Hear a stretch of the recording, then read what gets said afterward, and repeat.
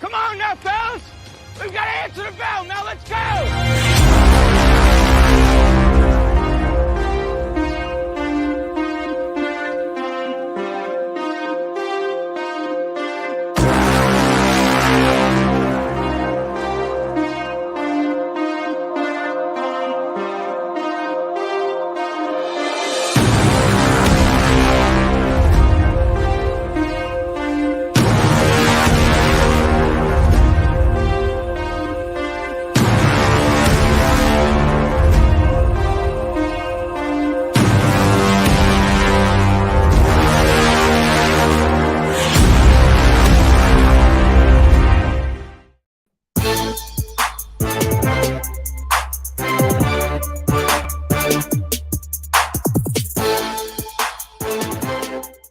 Good afternoon. Welcome in to Main Street Sports Today, presented by Mid-Tennessee Bone and Joint. Chris Yao, my colleague Mo Patton, here with you on this Thursday, coming to you live from the Lee Company studio here in Columbia. Glad to have you guys with us. We've got a fantastic show ahead, Mo. Yeah, looking forward to this one. Here in a little bit, we're going to be speaking with founding Kirkwood High School football coach Chad Watson. And later in the show, we've got Valera Shabilla talk a little NSC. Everyone in? Is that the hashtag? Hashtag everyone in. And then going south of the border to Starkville to continue our college football previews with Neil Price, the voice of the Bulldogs at Mississippi State. So At Hell State Voice. At Hail State Voice. That's a perfect name. That's pretty good. That's as solid. good of a Twitter handle as you can have. So yeah. So 3 good guests and us. Hey, sometimes you just got to have somebody to facilitate. There you That's go. what we're going to be doing today. Traffic cops. It's going to be a great show. I am looking forward to it. We've got a lot of other things to talk about, and probably not so much the Braves. Probably not so much. Yeah, unless Hey, at least we split the series. Unless something happens drastic in the next couple of innings. Literally, the next couple of innings. The next couple of ABs. But I'm sorry. The next AB. they're already out? We're in the bottom of the 8th. Yeah. Jeez. Yeah. So. Well, that's okay. Mm-hmm. All right. Well, and Can't win them all. Some interesting, well, you say that. Well. And who was it that said, was it Alan Jackson? Who says you can't have it all? I mean, personally, I'd like to.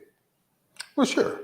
But I mean, I would just take not looking like trash at times. And boy, today has not been a great day. Day games, man. What you gonna do? Day games.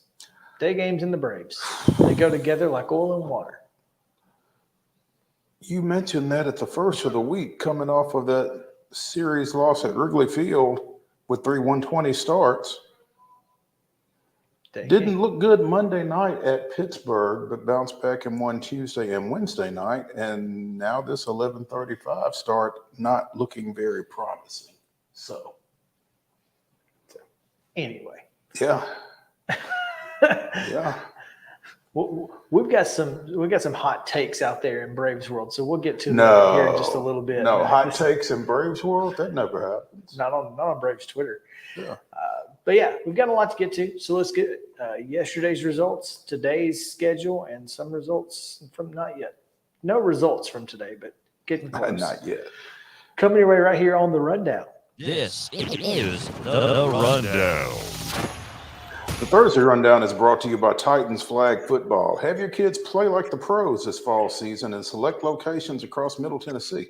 Titans Flag Football brings pre-K through 8th graders together to learn football fundamentals and, most importantly, have fun. Sign up for their fall season by visiting www.titansflagfootball.com. Major League Baseball action yesterday. Braves 6, Pirates 5, Marlins 5, Reds 4, Brewers 7, Rockies 6. A lot of one-run games yesterday. Cardinals, though, with a 6-4 win over Tampa, and the Astros deal the Orioles their first loss in about 400 games, 8-2, while the Mets continue the one-run trend with a 4-3 win over Chicago. Minor league action, well, there wasn't any of interest here as the Sounds in Indianapolis were postponed. Today's schedule, as we mentioned, Braves Pirates bottom of the 8th. The hosts leading 7-4 in that one. Also in the bottom of the 8th, Baltimore 5, Houston 3. At 5:40 today, St. Louis continues its series at Tampa Bay. And in minor league action, the Sounds will play game 1 of a doubleheader at Indianapolis beginning at 5:05. I assume that'll be 2-7 contest there. WNBA action tonight. Minnesota at Indy, and that is at 6 o'clock on Prime. Also at Prime on 9 o'clock, it's the Connecticut Sun at the Phoenix Mercury. Sun and Mercury. It will be an out-of-this-world ball game. Atlanta is at Seattle as well at 9 o'clock, and that's on the NBA TV. Acknowledge that. I'm not. I thought it was. Yeah, well. Finally, NFL preseason action tonight. Houston taking on New England. It's at 6 o'clock on NFL Network, and following that will be Minnesota at Seattle at 9 o'clock on NFL Network, and that is your rundown.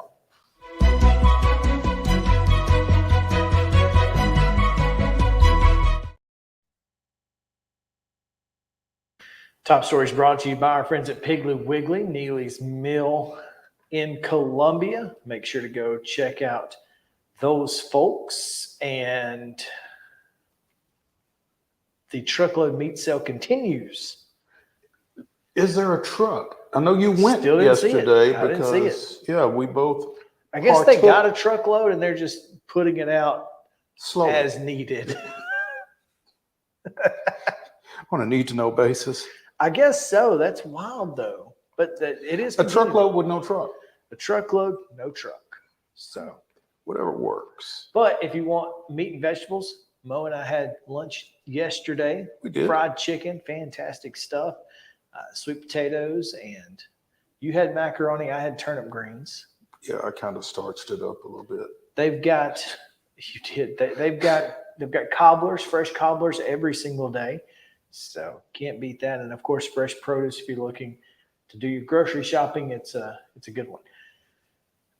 Our top story today, Mo, a retweet from Front Office Sports of a video the Titans allegedly released, but I can't find anywhere the Titans released it.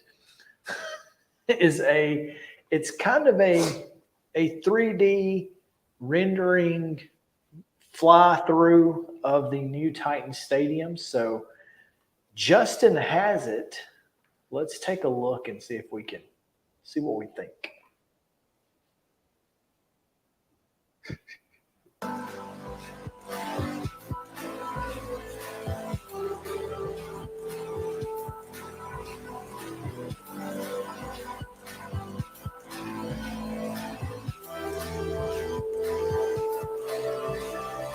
I fell into a burning ring of fire. Went down, down, down, and the flames went higher. And it burns, burns, burns, the ring of fire.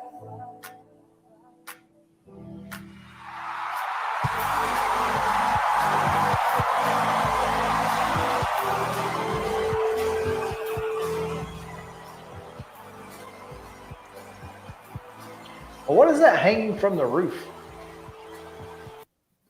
You're asking me like I know. I have no idea. That is an interesting. Aesthetic. Yeah, I don't know what that is. Okay, can we tell from this where that is? Oh, that's cool. Oh, that's WrestleMania. It's like icicles. It's what it looks like. Can you tell where that is? No. You mean how the stadium is oriented or anything like Yes. that? No, I can't. I think that's probably by design. See, again, it's got this. I guess maybe those are just glass panels. But it looks like they're hanging down. Yeah, like the. I don't understand it. It doesn't make any sense. Did we lose the audio or did it just go? Did it fade out? I hope we did because I don't think we can use that song. Oh, So, Lord. yeah, so muting it's probably the better idea. Even if it didn't work. Good But job, JK. Now that being said, it's to me, it looks like kind of what Fifth and Broadway looks like. It just looks like a building. Mm-hmm. It doesn't look like a stadium, which I don't hate necessarily. Oh, or what it looks like, as someone pointed out in a tweet yesterday, is what was it? The old Sony, not the Walkman, but what was the CD or DVD player by Sony that with the kind of circle at the top? Oh, I don't. Did you not see that? Uh-uh. Someone tweeted something. I thought you sent it to me. Apparently not. Well, once again, J.C. Bradbury, the person who The expert. the expert Mhm. quote tweets and says 1.26 billion in taxpayer funding, 760 million of it is $2,700 per Nashville household, $500 million, $190 per Tennessee household. All this for luxury palace for rich people. This is not a legitimate function of government. Well, once again, J.C. Bradbury with accurate numbers, inaccurate portrayal of what's actually happening here. And I'm sick and tired of this fool getting, and I would give anything if he would come on this show and try to legitimately tell us what he feels like is actually happening, because he's 100% wrong every single time he talks about this project. At Todd Radom, the Tennessee Titans' new stadium looks like a 1988 Sony Discman. Yeah, I mean, probably not untrue. Well, I mean, I'm gonna DM this to Justin and see if he can get it up on the screen real quick. And Yeah, a Discman. I had a Discman. Had one of them. Now mine didn't have mine just kind of looked, I don't know, more or less like just a gray box. mm-hmm. But with the little circular thing at the top. Justin, check your DMs. See, I didn't have a circular thing at the top. Oh, okay. So I'm curious what this. Oh, yeah, it does look like that. Well done. Well done. Anyway, once again, folks calling this cookie cutter stadium. I don't think this is necessarily this a cookie cutter at all. Stadium, which, I mean, to me, the reason it looks like it looks is because of the retail aspect. Mm-hmm. I mean, the retail aspect is the front door. You don't get to the stadium until you've gone through, a level of retail, which will be open at all times, just like the Battery in Atlanta, et cetera. 7.5. 7.5. Acuna just drove in Harris. 7.5. Gotcha. Okay. I was like, I have no idea what you're talking about. I was like, July 5th is when it's opening? That'd be great. Let's do it. So confused. Dude, but yeah. Dude, keep up. Yeah. Well, I'm talking Titans here. I've tried to put the Braves out of my mind at least for a little bit. But to me, I mean, some of these some of these quote tweets are positive, a lot of them negative. I guess my thing is at this point, the stadium has been approved. Yeah. We're going to get a stadium. And so J.C. Bradbury or anybody else, I'm not listening to. Whatever they have to say is pointless. I think it's time we as a society stop posting these drawings. The actual stadium will look nothing like this. They only exist to get fans excited for a new stadium that will make extremely wealthy people wealthier. No need to help those pricks. It's just, I don't disagree with probably, hey, we don't need to, it's not going to look like this. But I think it is probably going to look at least somewhat like this because, again, it looks just like the 5th and Broadway building, which I feel like is what Nashville's kind of they're kind of trying to, create an aesthetic for downtown, an industrial type, like what First Avenue used to look like. Second, but yeah. Well, the other side of First Avenue, right off the Cumberland, it had a lot of brick and metal, but yeah, Second Avenue had, obviously it's the same building. So but First and Second Avenue had that really industrial look. And I think that's what they're trying to do here. And to me, this stadium, it's going to be a fantastic venue for everything. WrestleMania, Super Bowl, college football playoffs. Yeah. Final Fours can be fantastic. And again, there's going to be a huge financial outlay, but there's going to be some money made off of it that's going to impact a lot of people and not just rich people. Well, I hope it impacts the high school football players. Yeah, you'd like to. We were fortunate enough when we went to SEC Football Media Days last year in Atlanta to go to an event at Mercedes-Benz Stadium where they had a GHSA exhibit of all of the high school football helmets of all of the high school football programs in the state of Georgia and that kind of thing. And hopefully there will be, something acknowledging Tennessee high school football in this new facility. I think that would really be kind of cool. I mean, the Titans have really done a great job of networking with, high school football in this state. Josh Corey has done a great job of being a ambassador, I guess, for high school football in the Titans organization and for the Titans across the high school football landscape. So I don't have any reason to think that they wouldn't be open to doing something along those lines. But that was really impressive when we saw it last summer. Yeah, I would love to see that. I know the Hall of Fame is not kind of like the building fund, it's, and whatnot. But hopefully, maybe there's a way to incorporate, the TSSAA Hall of Fame into that, or even the I don't Tennessee know why Sports it Hall of wouldn't be. Fame. I mean, you could put up plaques. Yeah, right up under those helmets would be really cool. Or below them, so that you could actually see them. No, is that not what I said? I thought Right you up said under? above. Yeah. Up under and above kind of sounds the same. Yeah. Okay. When you have an accent like mine, you get. You what are you from get, Alabama. man. I am, in fact. All right, let's see here. Let's take a quick break because Chad Watson's standing by. Go to Coach's Corner on Main Street Sports Today, presented by Mid-Tennessee Bone and Joint, right after this.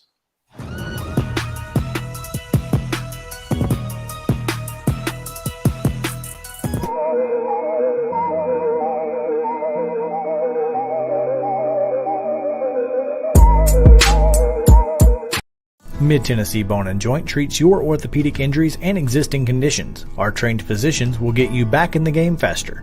Contact us at 931-381-2663 or www.mtbj.net.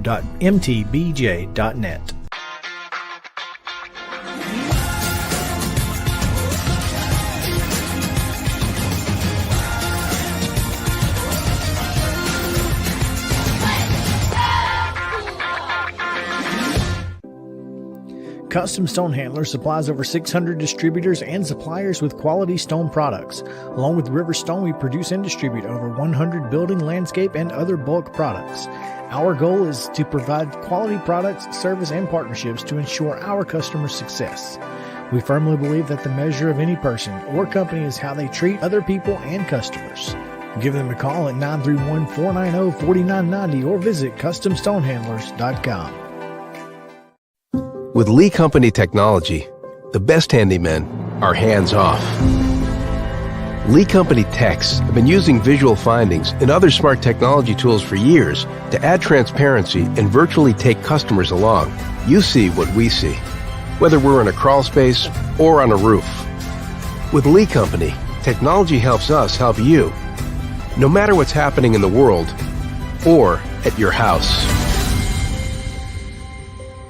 You can't see the sights without the sounds. From the crack of the bat to the roar of the crowd and everything in between, discover what Hit City has to offer. Spend your nights cheering on the Nashville Sounds at First Horizon Park with giveaways, fireworks shows, theme weekends, and more. Single game tickets are on sale now. Visit NashvilleSounds.com to claim your seat today. Piggly Wiggly, located in Neely's Mill Shopping Center, is Columbia's locally owned and operated Cost Plus 10 grocery store dedicated to serving the community with low prices and smiling faces. Piggly Wiggly offers fresh, hand-cut meats daily as well as daily hot plate lunches from their deli counter. You're certain to see smiling faces and a helping hand when you're here at Piggly Wiggly. Come by and check out our fresh produce, high-quality meats, and more. Down home, down the street, we'll see you at the Pig. Mid-Tennessee Bone and Joint has been the official sports medicine provider for Murray County Schools for more than 40 years. We specialize in orthopedic service, and our Ortho Quick Walk-In Clinic lets you bypass the ER. Visit us online at www.mtbj.net.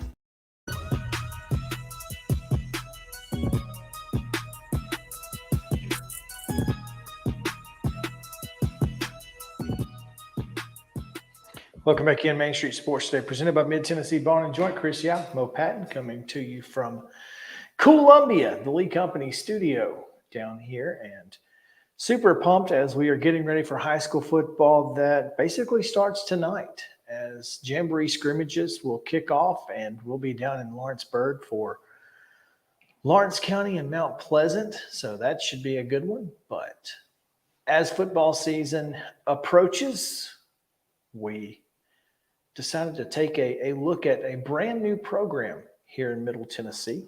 And we welcome in the head football coach of said program, Chad Watson, joining us here and representing Kirkwood and the Cobras, which is a really cool nickname, by the way. Yeah. Coach Watson comes to us on Coach's Corner, presented by From the Heart Cafe over in Chapel Hill. Coach, I don't know that you get much opportunity to go to Chapel Hill, but if you ever do, be sure and run through From the Heart. You'll be glad you did. Let's just put it that way. But welcome to the show, Coach. We appreciate you taking some time with us. I'm sure you got something you need to be getting ready for. So thanks for joining us. Hey, man, thank you for having me. Really excited for the opportunity to come here and kind of talk about our program a little bit. Well, we had Brian Lilly on last week, the new coach at James Lawson High School, which is a new program with an asterisk because last year they were Hillwood. This year they're James Lawson. They've changed names. They've changed sites. This is a new program, startup, year one. Kids haven't played together before. If they have, they've not played on the same team. Where are your kids coming from? The majority of our school is coming from kids that were previously at Rossview or Northeast High School and kids that were Kirkwood Middle before. So if you're familiar with Clarksville, we're off exit 8. Like if you're coming from Nashville, where you would take a left to go to Rossview and take a right and stay on that road about 3 or 4 miles. And we're kind of on the outskirts of Clarksville. Okay. And you take this program over after having previously been at Gallatin. What was the draw to come and start a program? First of all, I think it's a really, really rare opportunity to get to build something from the ground up, make every decision on what's your culture going to be like, what's your uniforms going to be like. It was a really, really exciting thing that I don't know that's going to come around ever again. And being drawn to Clarksville, I mean, on and off between playing football at Austin Peay and coaching at Clarksville Academy in Northeast. I mean, I've lived in Clarksville for nearly 10 years of my life and really enjoy your time in Clarksville. And I really enjoyed my time in Northeast. And I think it was a good place for me and my family to kind of come back to. Startup program, trying to get kids from two different programs to mesh together and form a team. You know, what are the expectations as you guys hit the field officially next Friday at Franklin Road Academy and going forward? I think there are big expectations just to see a lot of improvement from week 1 to week 11.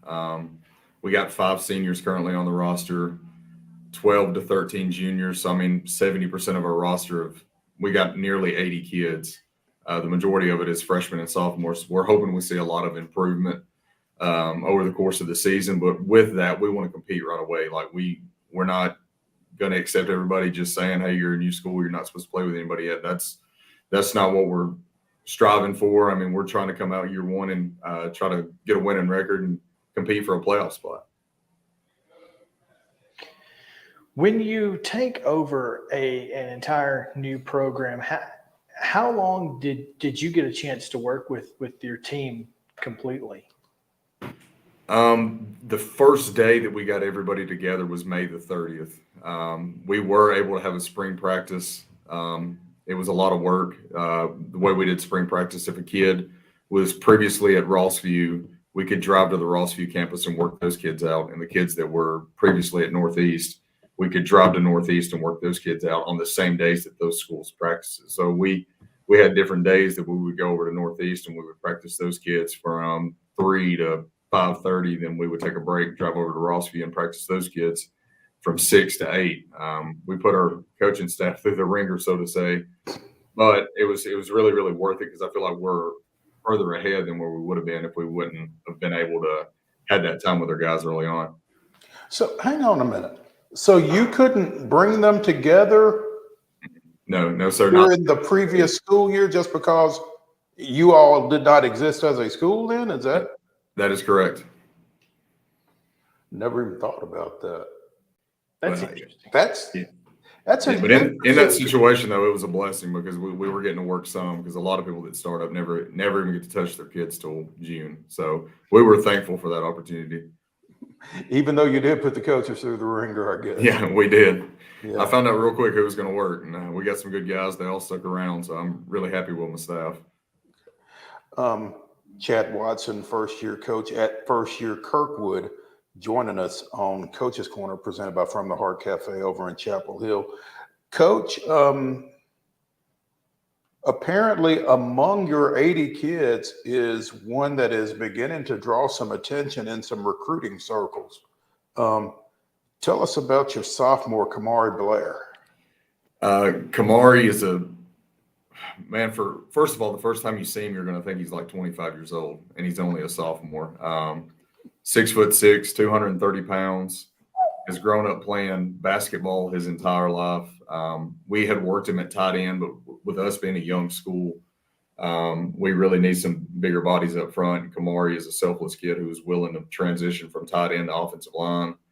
And I think that's really going to be his niche. I mean, he could be a really, really high-level offensive tackle. Like I said, the basketball background, his footwork is unbelievable to be as big as he is. And he's also really, really physical. He picked up an offer from New Mexico State. Eastern Kentucky has also offered. He's already getting some interest from Kentucky and Ole Miss as well. So I think he's going to be a kid who, yesterday was his first – actually today is his first full day of school, and he's already got 2 Division I offers.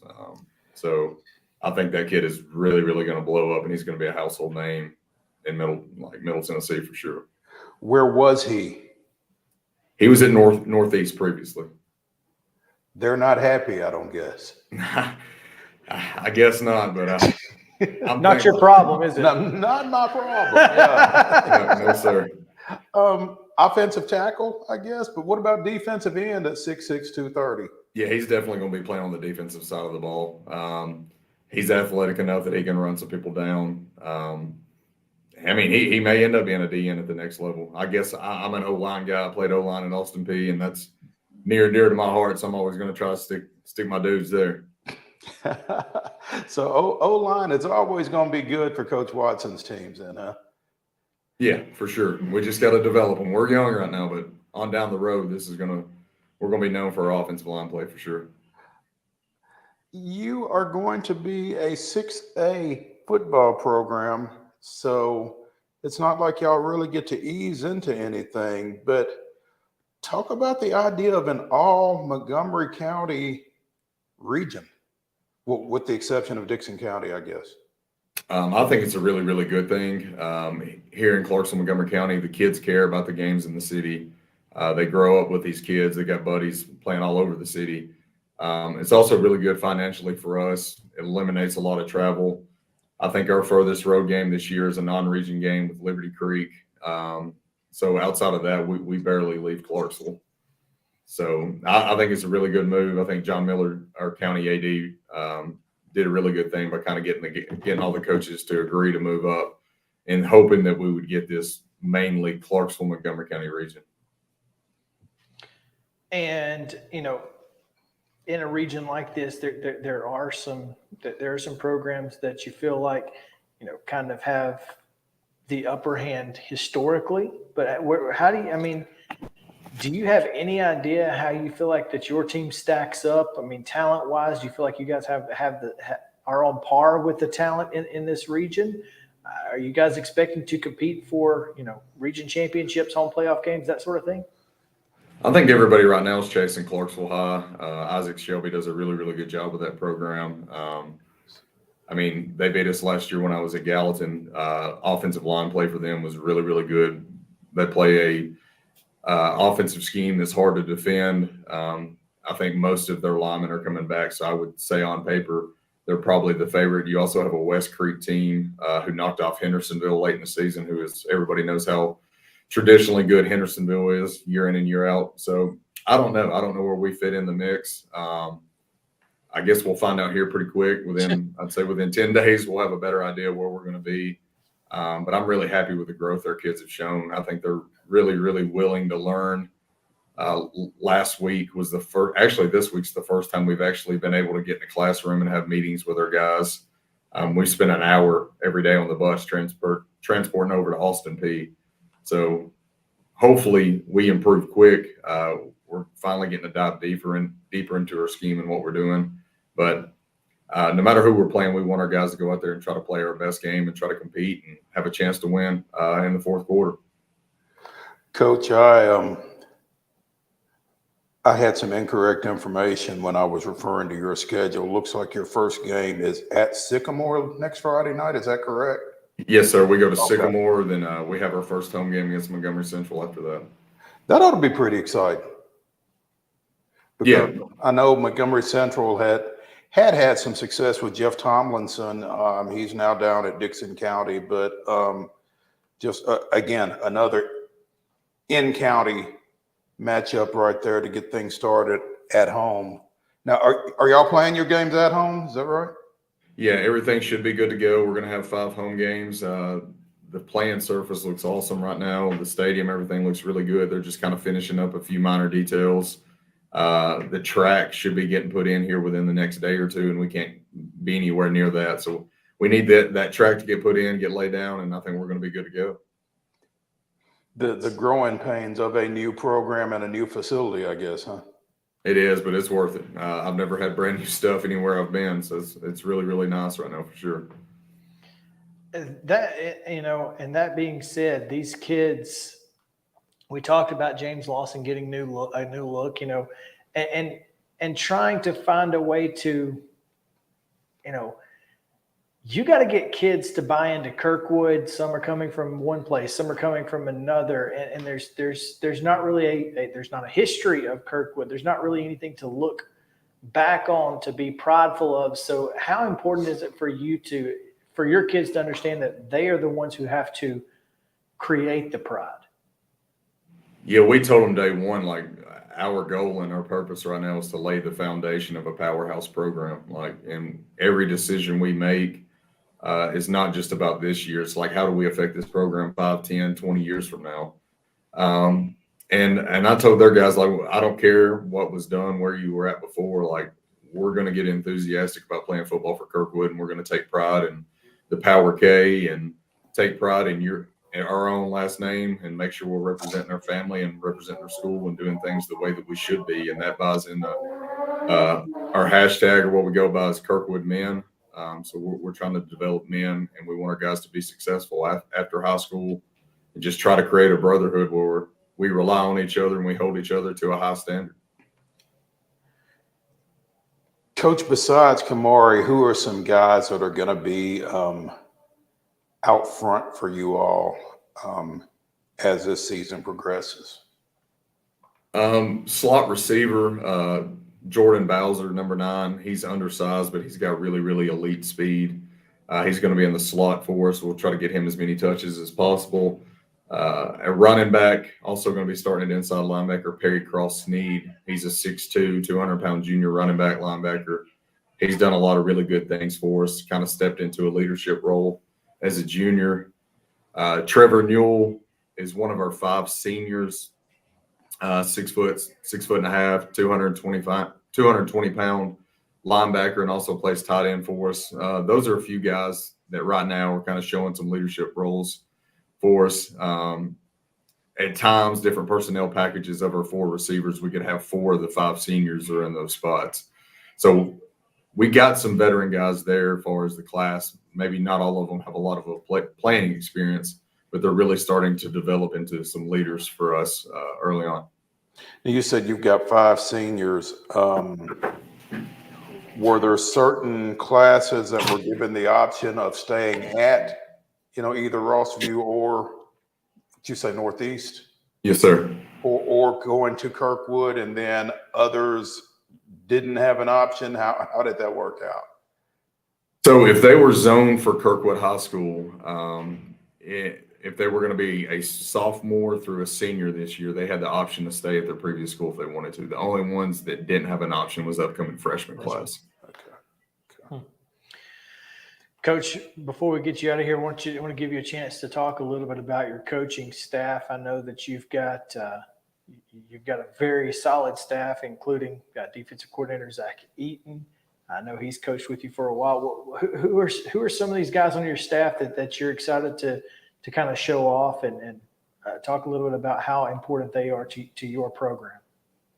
Yeah, Zach Eaton, first name you mentioned, defensive coordinator. He's been with me for 8 years, ever since I was the defensive coordinator at Clarksville Academy. It's amazing how much growth I've seen in Zach over 8 years. He worked hand in hand with the best defensive coordinator I've ever had under my staff was Chad Broderick, who's currently the DC at Father Ryan now. Really, really learned a lot from Chad and got a lot of habits and work ethic that he reminds me a lot of Chad in the things that he did. But Zach has grown and doing a great job and working really, really hard. Our special teams coordinator was a college teammate of mine at Austin P, Kelvin Young. I've been recruiting him for 6 to 7 years, trying to get him on staff. Finally got him up from Chattanooga. He was on the staff at Tyner last year that won the 2A state title. So Kelvin's been a huge addition. He's coaching safeties and running all of our special teams. Also got another college roommate. Finally talked him back into coaching, Duncan Williams. We played offensive line together at Austin P. He's on staff helping out, and he's getting those guys better quick. Few guys I picked up from in town off the Rossview staff. Nick Perchich is coaching our quarterbacks, helping me with a lot in the passing game. He's doing a really, really good job. Young coach, is knowledgeable. And Alex Gianni is coaching our tight ends as well. But from top to bottom, all of our coaches work really, really hard. Mike Purdue was on my staff at Northeast. I got him back. Gary Lee, Ryan Lee were also previously on my staff at Northeast. So it was kind of easier for me to build a staff because I had that previous working relationship with Clarksville. And some of these guys haven't coached since I've left, and I got them back out. But really excited about our staff and how hard they're working. Kirkwood, again, kicks off its season at Sycamore, like you said, Mo. That's next Friday night. Where are you playing this week? Are you doing a jamboree somewhere? Yeah, we're playing Greenbrier at East Robertson. Playing that game at 6:30. Is that tonight or tomorrow night? Tomorrow night. Tomorrow night at East. Okay. All right. Should be fun. Coach, thanks for taking some time with us and for, obviously giving us a little insight about this new program. We'll be looking forward to keeping up with what you guys are doing. Obviously, that Clarksville region is going to be fun to watch all year long. Sounds good. Y'all said Mount Pleasant's playing tonight? Yep, Mount Pleasant scrimmaging down at Lawrence County tonight. So. Okay, well, make sure you tell Coach Hartsfield or just give him a hard time for me. I'd appreciate it. We'll give him a hard time anyway, but we'll throw in a special jab in for you. So, yeah. All right. Appreciate it, guys. Taken care of. Thanks, Coach. All right, that's Chad Watson on Coach's Corner, presented by From the Heart Cafe out in Chapel Hill. Make sure to go see Renee Hart and the fine folks out there. We'll take a quick break. When we come back, we'll talk about the Braves and some other baseball notes. So stick around here on Main Street Sports Today, presented by Mid-Tennessee Bone and Joint. We'll be back after this.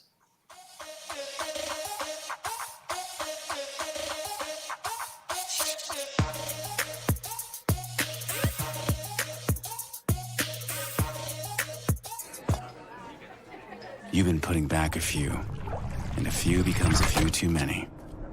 For a moment, you think about calling for a ride. Nah, you live nearby. What's the worst that can happen? You get pulled over, your insurance goes up, you lose your license, you total your car, you kill someone.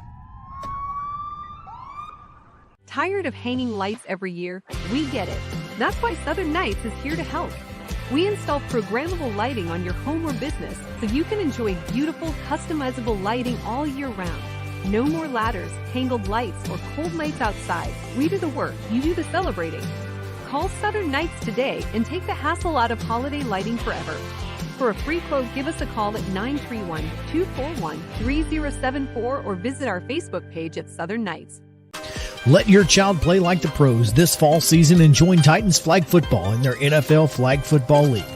Titans Flag Football is no contact, easy to learn, convenient with teams meeting once per week for practices and games on Sundays. And we cannot forget, it's ridiculously fun. Teams are co-ed with ages from pre-K through 8th grade in select locations across Middle Tennessee. Visit TitansFlagFootball.com and sign up before registration closes on September 4th. Let's play together and win together this fall season with Titans Flag Football. Y'all, I'm serious right now. They have a dragon here. I saw it. But no, they don't. There's no such thing as dragons. I swear, I saw it. It had huge claws. Get out of here. It had eyes as big as the moon. Come on, I'll show you. Wait up.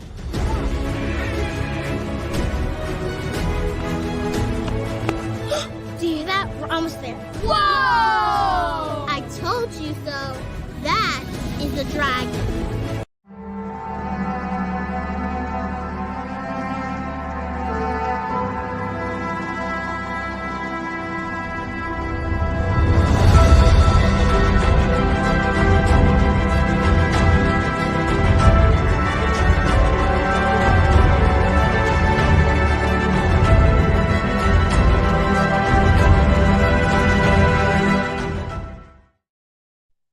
August 10th, 1944, in a game that just took an hour and 15 minutes, Boston right-hander Charles "Red" Barrett blanked host Cincinnati 2-0 on 58 pitches. Barrett allowed a pair of hits with no walks and no strikeouts and improving to 7-11 on the season with the complete game shutout. That was this day in Braves history. So what you're saying is, if there's a Maddox, but there's also a Barrett. A Barrett. And if you can pitch one of those, by George. 58 pitches. In 9 innings? And it was not a getaway day or anything like that. It was the middle of a series. I don't know what Cincinnati was doing, but No strikeouts. No Because it'd be hard to strike somebody out and throw 58 pitches, right. No strikeouts, no walks. So Cincinnati was going early. Cincinnati was like, you know what? 29 batters. I mean, that's 2 pitches per batter. Literally. I don't even understand how that works. I mean, at some point, you just stop swinging, wouldn't you? If you're not hitting, work the count. Try to get deep in the count. Maybe get him to a 3-ball count. See what happens. Shoot. This is insane. This may be the greatest day in Braves history ever. This guy was on the mound and he was off the mound. He probably threw more warm-up pitches than he threw real pitches. He probably did. That's phenomenal. Wow. He probably pitched the next day. Could have. Just throw it back out there. I mean, I would have. Yeah, shoot. Worked yesterday. This is phenomenal. I'm sorry. I wasn't ready for that. That is a fantastic this day in Braves history. That's the goal. I need to see somebody 58 pitches. Top that. 58 pitches, also known as 4 innings these days. Well, I mean, and that's if you're lucky. Bryce Elder threw 71 in 4 innings today. He went 5. He got into the 6th. But yeah, he got it. Well, he pitched in the 6th, but he had 71 pitches going into the 5th. I believe so. Dang. Yeah. Well, he threw 87 total. Yeah. But he threw a lot of those in the 5th and in the time that he was in the 6th. Because he didn't record an out in the 6th. No, he did not. So. No, he did not. Another great outing by Joe Jimenez. Just want to throw that out there. Well, Brad Hand, however, did not give Braves a great outing by Joe Jimenez, unless you're Bryce Elder, because he gave up the run that allowed Pittsburgh to take the lead. Well, I mean, but he only gave up a hit. That's not his fault. Heck, I mean, you're allowed to give up a hit occasionally. Yeah. I'm just saying that was how Elder wound up with the loss. Well, that and what Hand did in the next inning. So, but it would have been Elder's loss otherwise. Is the point that I was trying to make. Yeah. So yeah, the Braves wound up splitting the series with Pittsburgh. All of the games decided by 2 runs or less. That's, 7-6, 8-6, 6-5, 7-5. Yeah, it's about as consistent as you can get. Yeah. Just not a great series for Atlanta. Seriously. They have the 2nd worst ERA in major leagues since the All-Star break. Only in front of Pittsburgh. And the hot take I was referencing earlier was someone said that it didn't appear as if Ozuna was running out that great play in the 8th inning to end the 8th inning. Yeah, I believe so, yeah.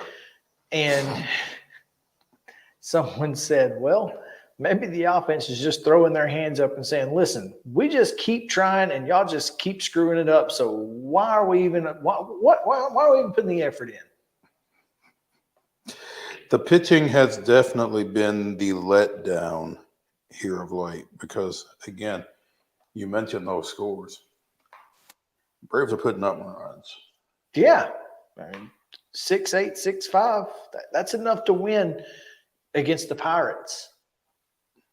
If you're the Atlanta Braves. You'd like to think. And it did win too. So 6, 14, 20. 25 runs in 4 games. That's 6+ a game. And, you get out to a 4-0 lead. You feel like you've done – and Elder was pitching well until he wasn't. That – and that inconsistency is a problem. But that being said,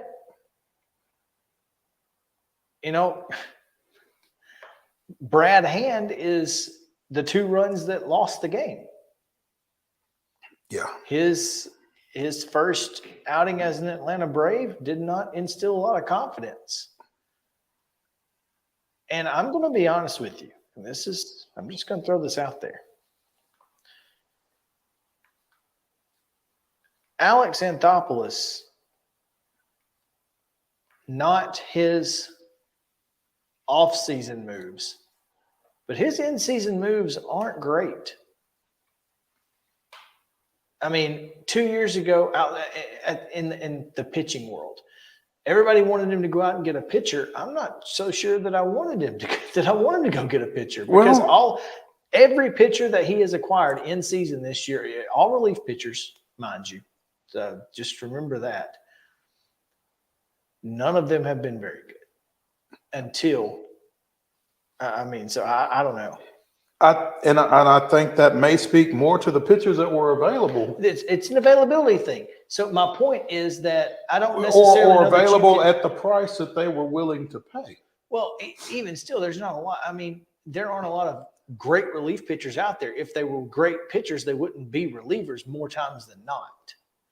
And there aren't. So my point is, don't put this on Alex.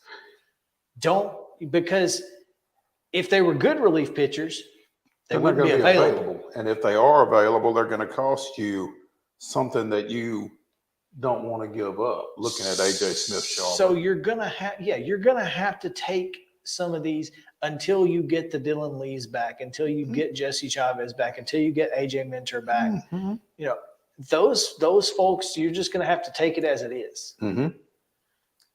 So don't get. And again, we're in August.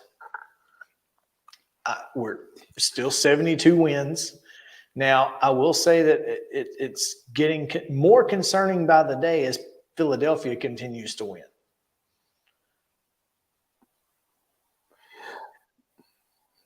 That being said, they're still 10 back. I don't want to say anything that could come back to bite me later as far as that goes, but I will say that it's August 10th. And the Braves still have the biggest, have the most wins in the major leagues. The most wins in the major leagues, the biggest lead in the major leagues. And they're 5-5 in their last 10. They just haven't been very good. It's not like they're 2-8. Right. They haven't been very good, but they haven't been very bad. I'll take it now. That's what I keep saying that. We've been spoiled, but I will take this now.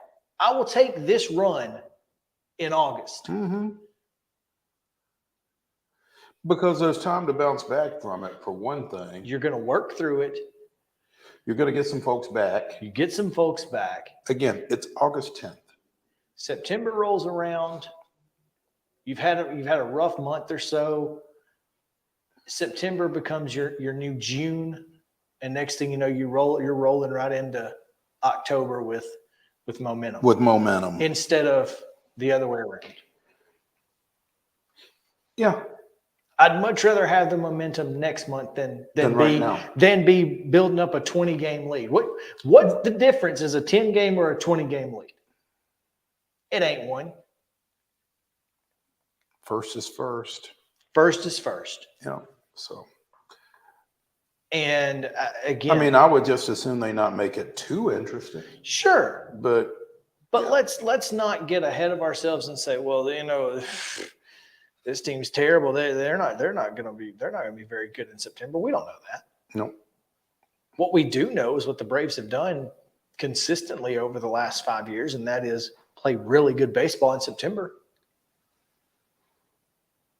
So calm down.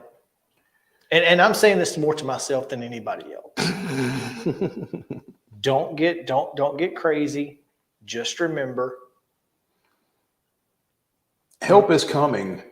I think that's the one thing to remember. Help is coming. And this offense is still hitting. It's still hitting as well right now as it has all year. Matt Olson is the major league leader in RBIs. Also the major league leader in home runs, isn't he? Well, he's tied, but yeah.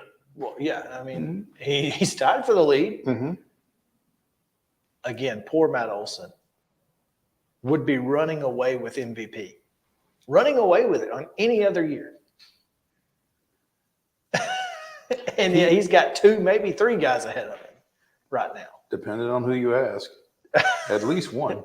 Yeah. So it's rough. But I mean, so Matt Olson is either 1 or 2 in the majors in home runs and RBIs, but Ronald Acuna is leading baseball in stolen bases, and he's closing in on the NL lead in batting average because Arias is coming back to the pack. So yeah, I mean he's hitting 350 right now. It may not be 350 just because he's kind of struggled through this Pittsburgh series a little bit. But. I mean, he was at 340. Oh. No, I knew he was at 343 yesterday. I didn't know what he did today. But still, I mean, when you go 1 for 4 and your average drops 3 points, that means your average is pretty high. And you've been rolling pretty well. 26 home runs is still top 10 in the league. You know, obviously you can't look at Ronnie's RBIs. No, he's a leadoff hitter. So, but the fact that he's in the top 25 in the league in RBIs, despite being a leadoff hitter, should tell you something. Well, it speaks as much to what the Braves are doing at the bottom of the order as anything. That is absolutely accurate. As I'm looking through here, I mean, in the last 7 days, 12 for 28, a couple doubles, a home run. He's not hit a whole lot of home runs recently. Only 2 in the month of August. So there's that. But I mean, and after the fact that he played today after getting hit last night and whatnot, you got to feel pretty comfortable about that. You feel a little bit better that he's, and I love Snicker taking him out as long as he asked him, hey, let's take you out for, try to go ahead and get some ice on this. Just in case. Check it out. Be sure everything's everything.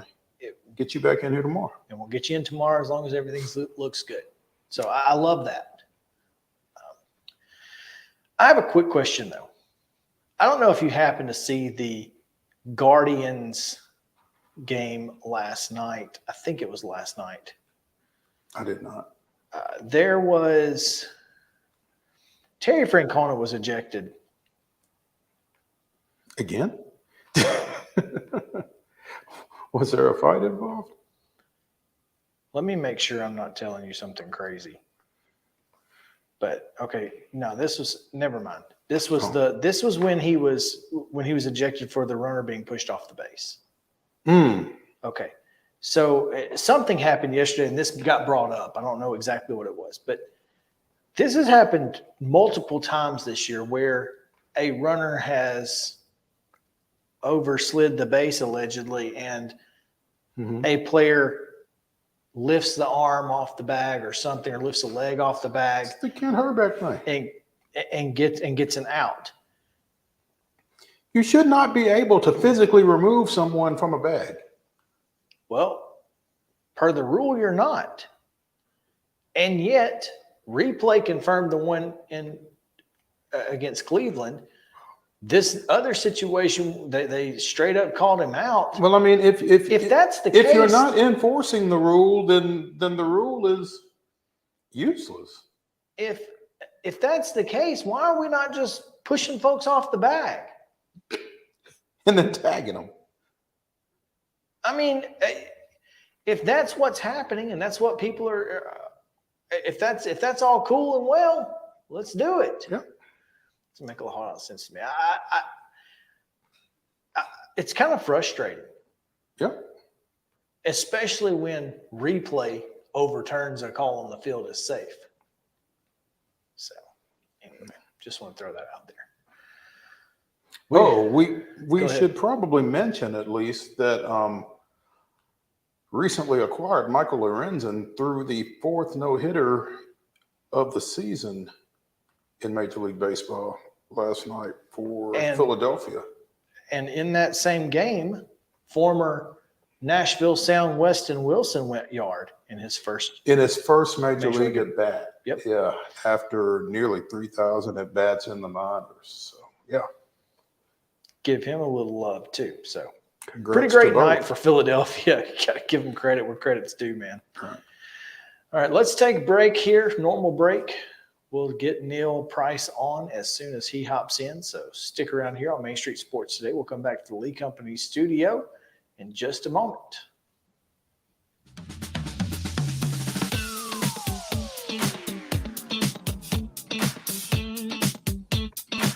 Mid-Tennessee Bone and Joint treats your orthopedic injuries and existing conditions. Our trained physicians will get you back in the game faster. Contact us at 931-381-2663 or www.mtbj.net. With Lee Company technology, the best handymen are hands-off. Lee Company techs have been using visual findings and other smart technology tools for years to add transparency and virtually take customers along. You see what we see, whether we're in a crawl space or on a roof. With Lee Company, technology helps us help you, no matter what's happening in the world or at your house. Jones & Lang Sporting Goods here in Columbia has been outfitting teams, officials, and anybody else from T-ball to college for 50-plus years. Be sure and check them out at 931-388-8060 or online at jonesandlang.com. Jones & Lang Sporting Goods, the look of a winner. Zion Christian Academy, zioneagles.org or 931-388-5731. You can schedule your appointment. Go tour their campus. It is beautiful over there, and you're definitely going to want to see it. Again, it's zioneagles.org. Give them a call, 931-388-5731, and schedule your tour today.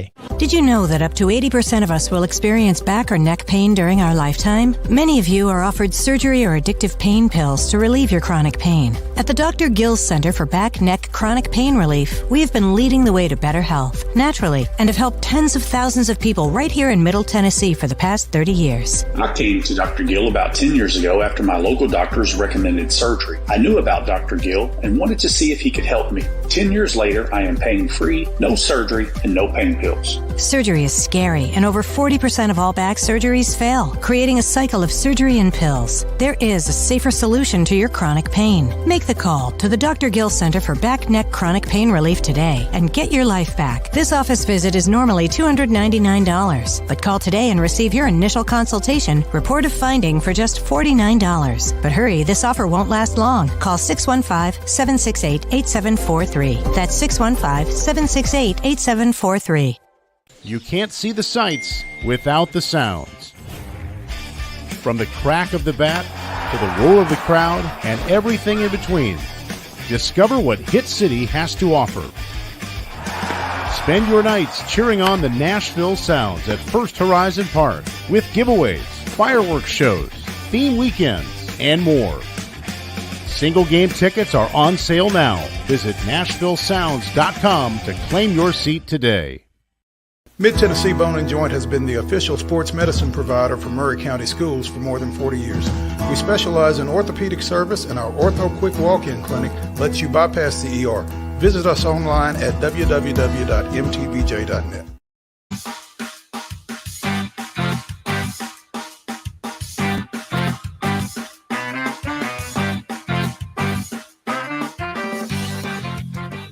Welcome back in Main Street Sports Today, presented by Mid-Tennessee Bone and Joint. Chris Yao and Mo Patton.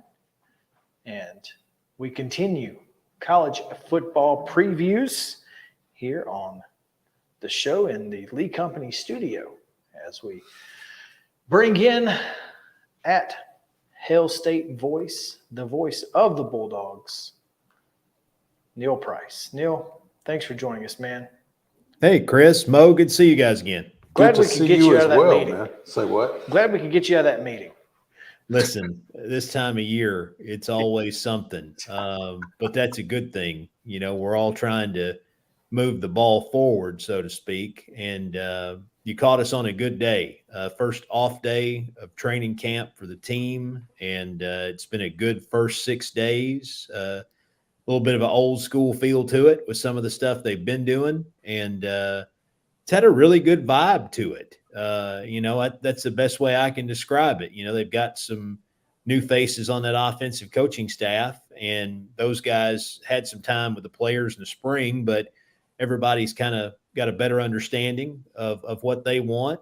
There's some new players, whether they're transfers or true freshmen, that are out there battling for spots along with the older guys. And it's been a really entertaining and interesting first week.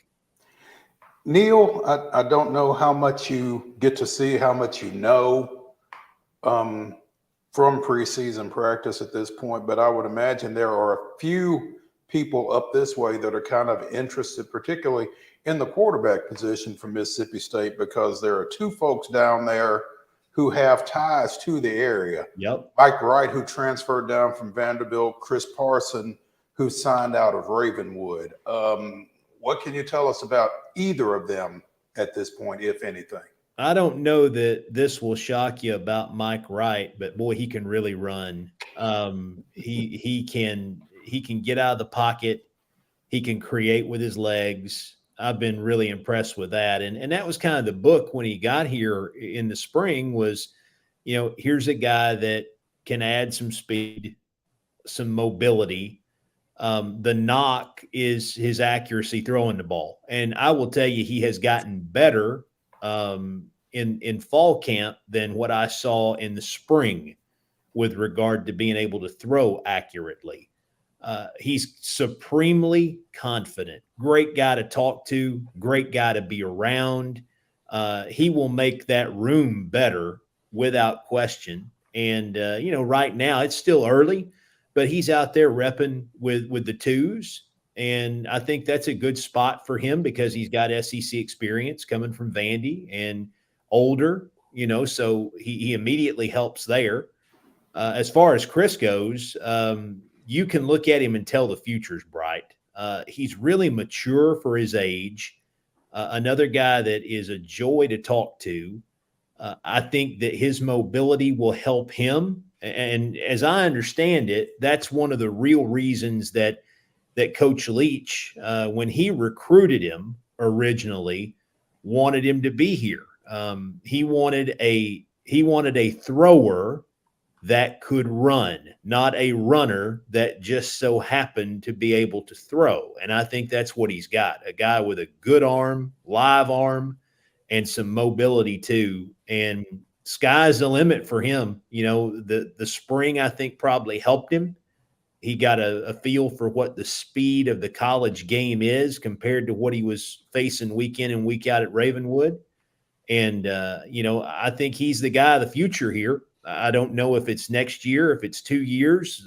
A lot of that depends on Chris and how things pan out with the program. But fans are certainly excited about him. And in watching him out there and seeing him work with those guys, it's easy to see why.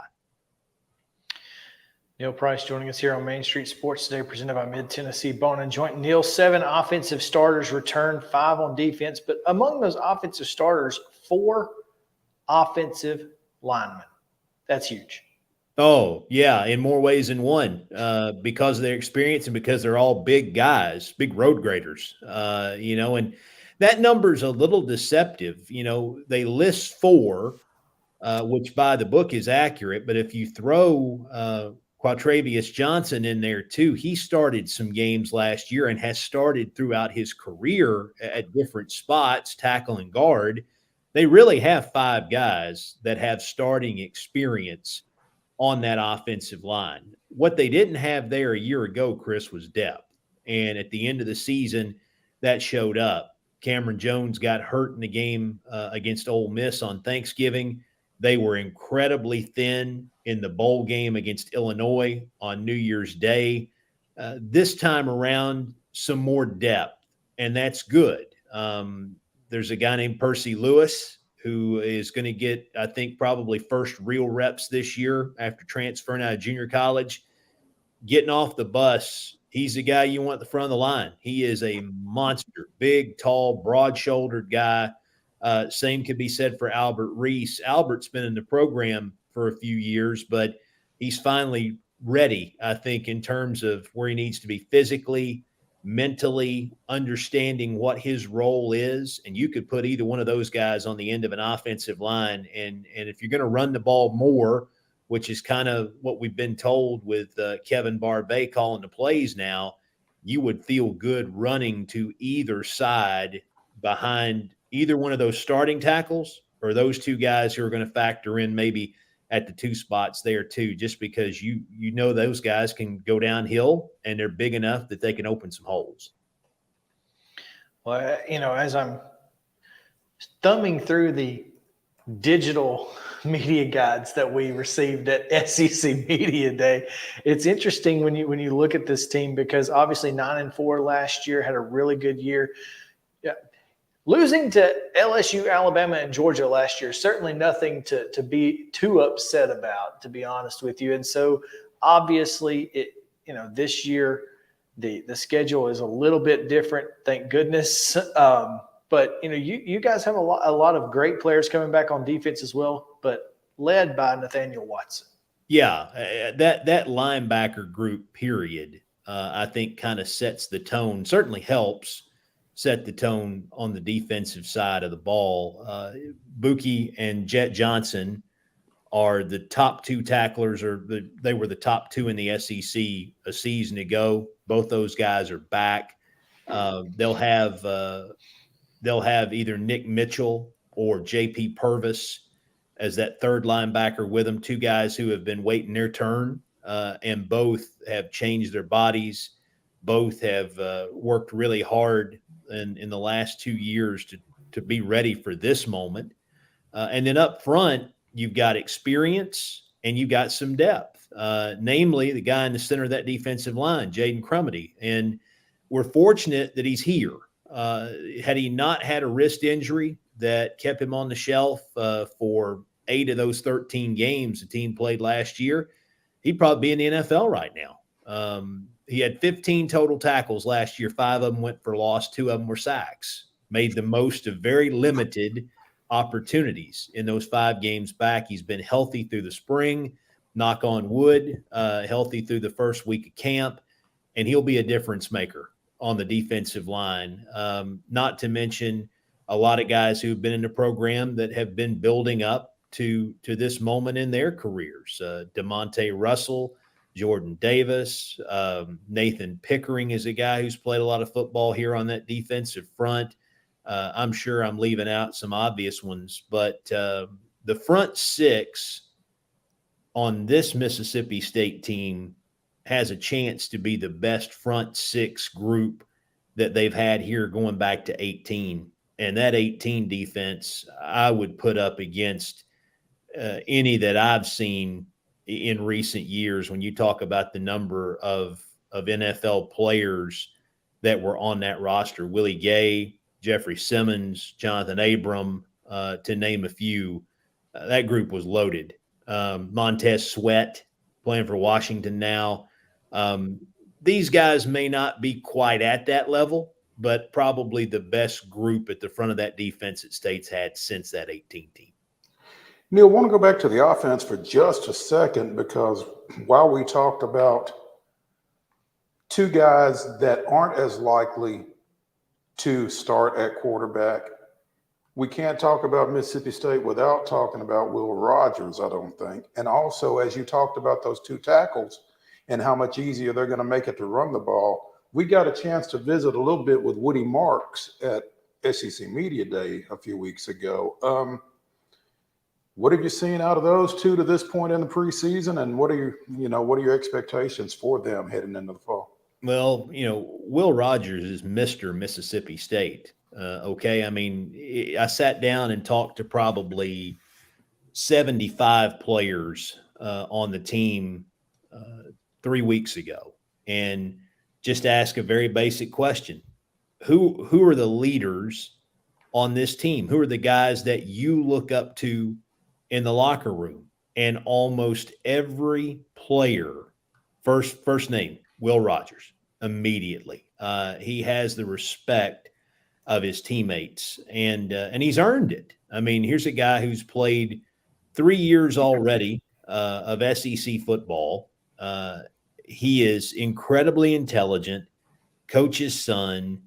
I don't think there's much you could throw at him that he wouldn't be able to figure out. Game has slowed down for him, so to speak, as he's gotten older.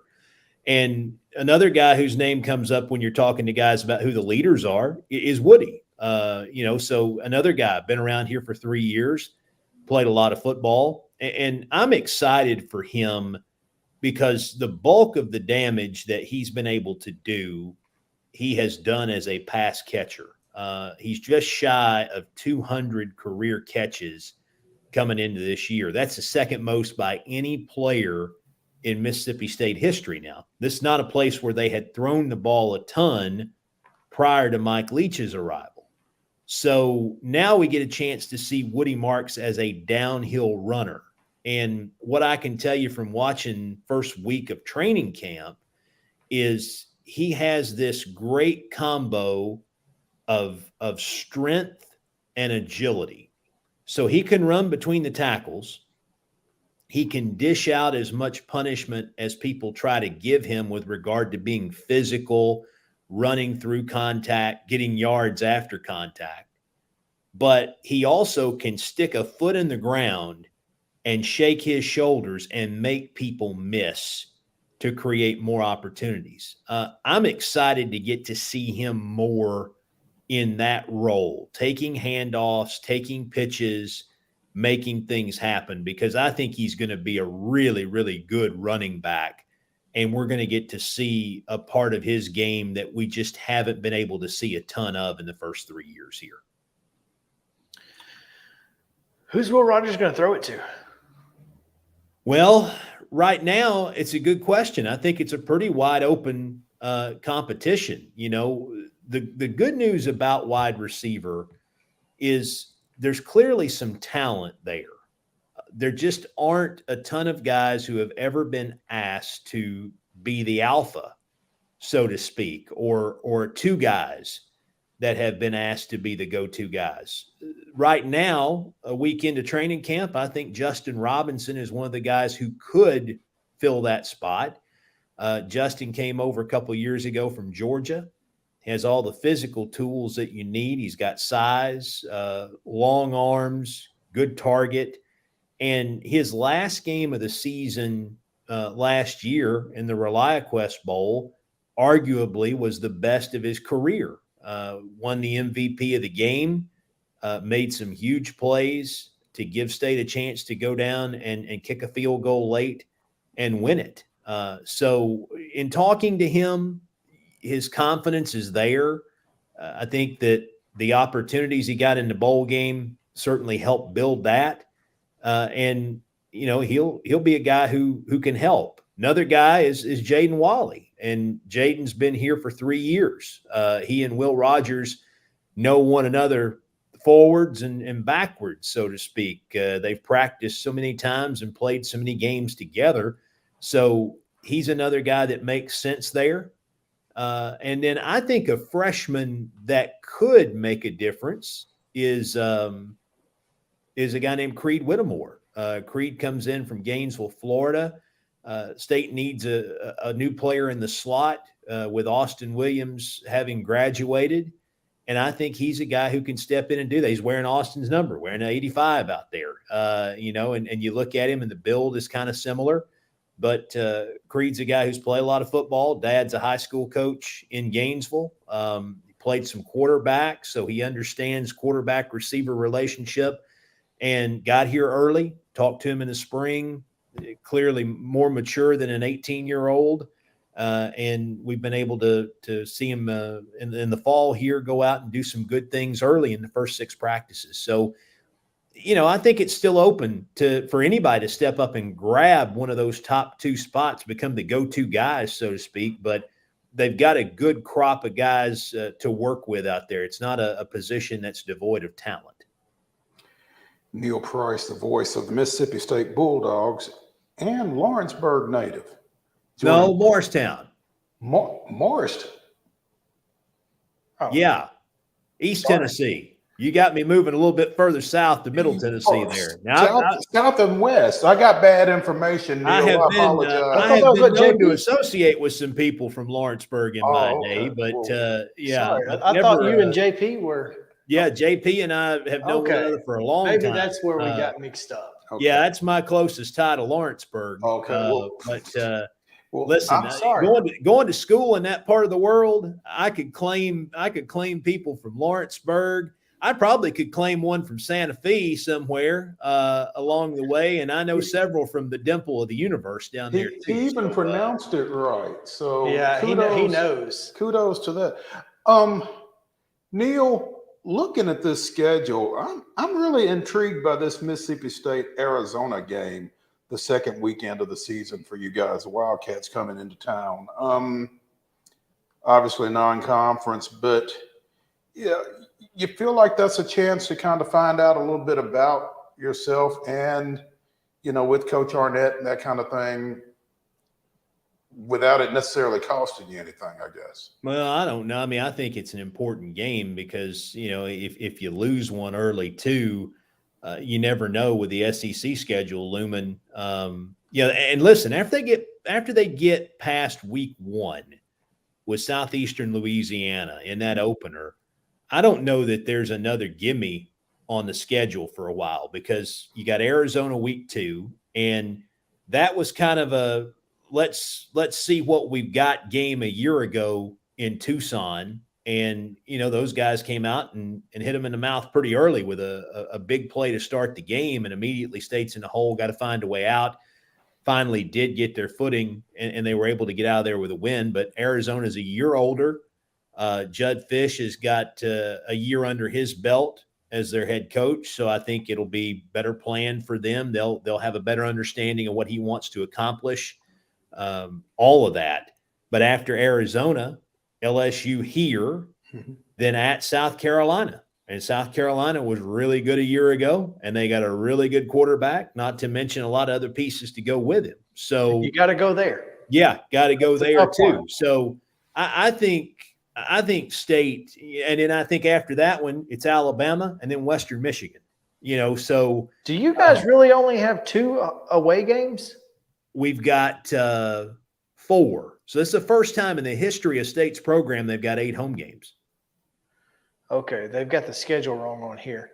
Okay, at Arkansas, I see, and at Auburn. At Arkansas, at Texas A&M, at Auburn, and at South Carolina. Okay. They just didn't put the at in front of Arkansas and Auburn. They did have the location correct, but it was very confusing. I was like, two away games? That's amazing. Well, that'd be wonderful. Yeah. Davis Wade rocking every week. Yeah. But that first month, I mean, it's challenging. And there are going to be plenty of moments to see what this team's made of in the first month just because of who State's going to have to line up and play. And I think that's a good thing. It only helps you later in the year. I think playing a team like Arizona in the second week will only help down the road. And it's better than any other game that you could get out of conference, I think. And give kudos to the SEC too. I mean, now there's kind of an expectation that you can't go out and schedule due respect an FCS program every time that you want to play a non-conference game. They want you to play another P5 opponent at least once. And I think that's good. And since I've been here, State's played Arizona. This will be the second time. Played NC State in a game here in Starkville a few years back. Kansas State's been on the schedule. So there have been some really intriguing kind of intersectional matchups. And I think it's good for fans. It's great for the teams. Yes, it is. Neil Price, voice of the Bulldogs at Hail State Voice. Make sure to go give him a follow on Twitter. Neil, thanks for taking time with us, man. Guys, always good to talk to you all. Hope everybody in Middle Tennessee is doing great, and we'll look forward to talking to you again soon. Sounds good, Neil. Thank you. All right, we'll take a short 30-second break. When we come back, Valère Shabilla on the other side to talk a little bit about the insanity that was Tuesday and the upcoming Leagues Cup game this week. So stick around right here on Main Street Sports Today, presented by Mid-Tennessee Bone and Joint.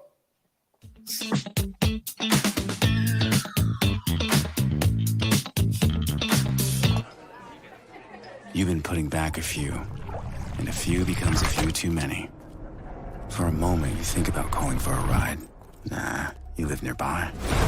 What's the worst that can happen? You get pulled over, your insurance goes up, you lose your license, you total your car, you kill someone.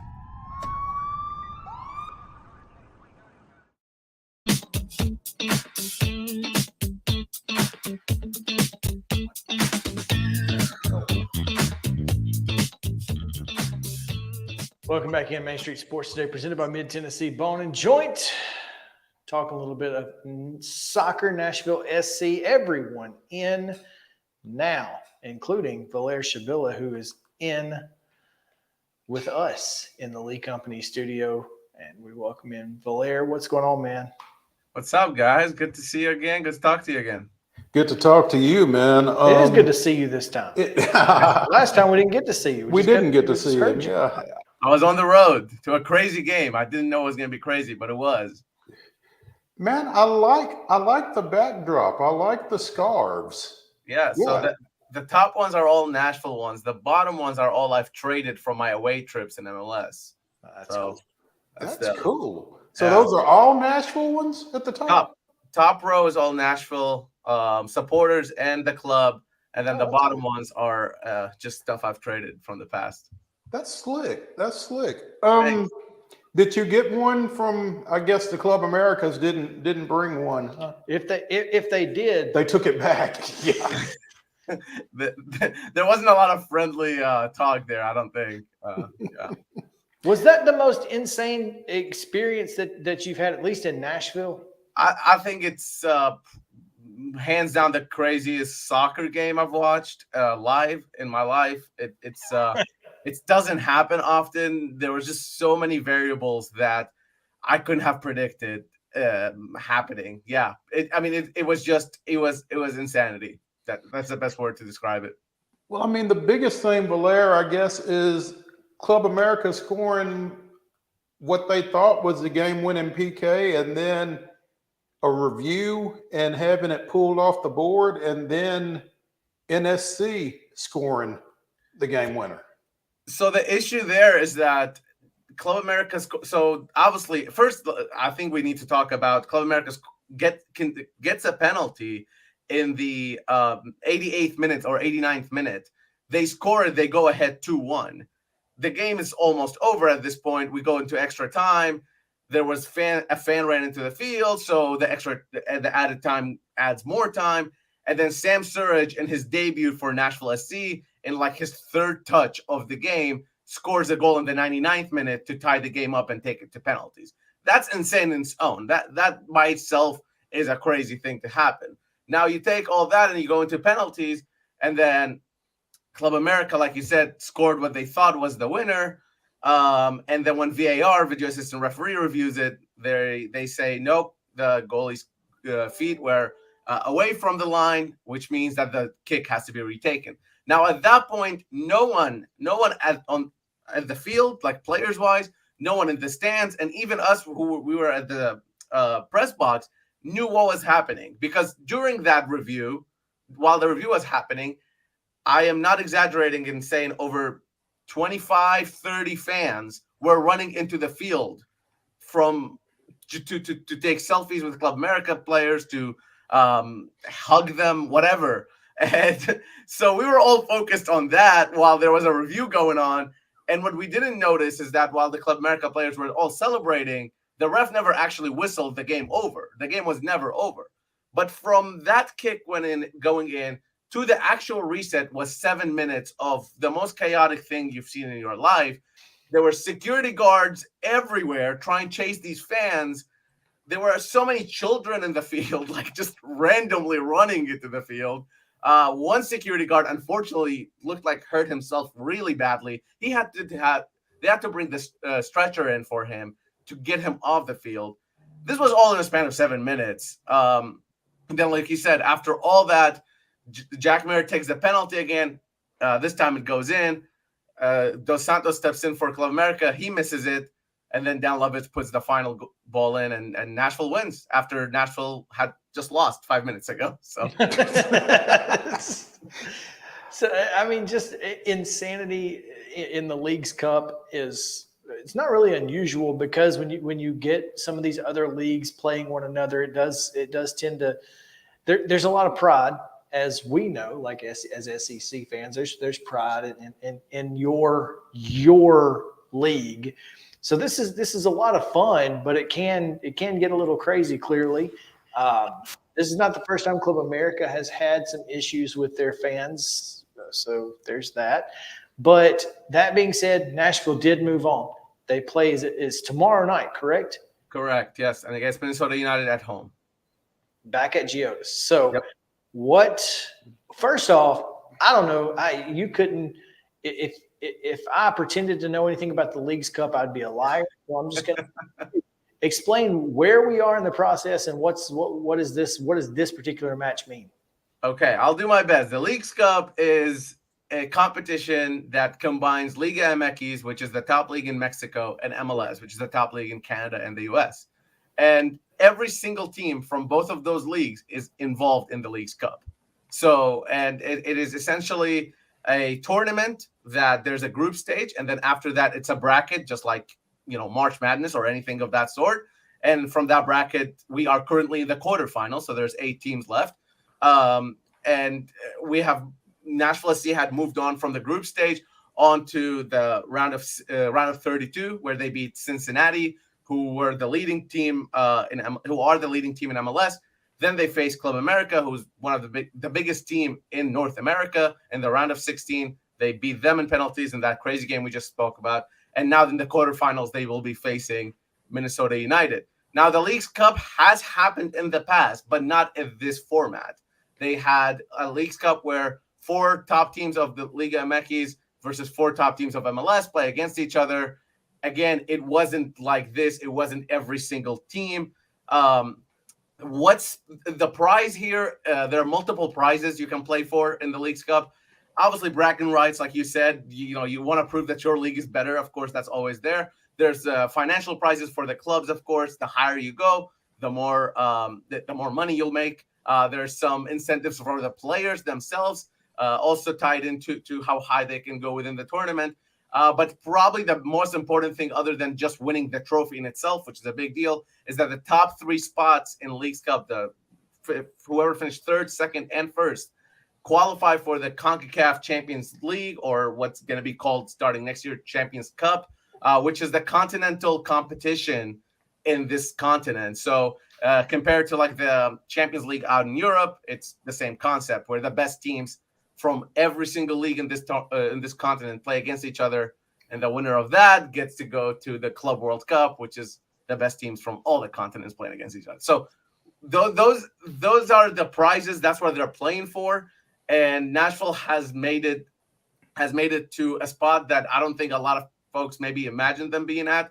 But right now they're sitting in the quarterfinals, playing at home tomorrow night against Minnesota United, who also have surprised some people, but it should be an interesting match regardless.